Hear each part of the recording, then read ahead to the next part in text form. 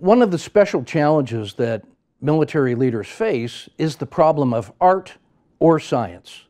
Well, it turns out that leadership is not art or science, it's art and science. There are many times when we have problems that need prediction and precision and engineering, and that's where the science of military science comes to play. But there's also wicked problems, socioeconomic problems, human problems, where we must use artful judgment, where there's no clear one true path. And the challenge for military leaders is to know when it's appropriate to use art or to use science, and even more difficult, how to blend art and science together.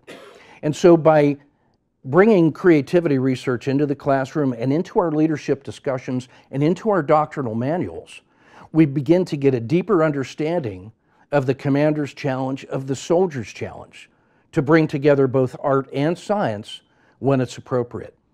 And so, in addition to the technical training and education that we do in our military science, we're now beginning to appreciate how to teach creativity and critical thinking in order to support our doctrinal, tactical, technical training. And so, really, the blend of prediction and adaptation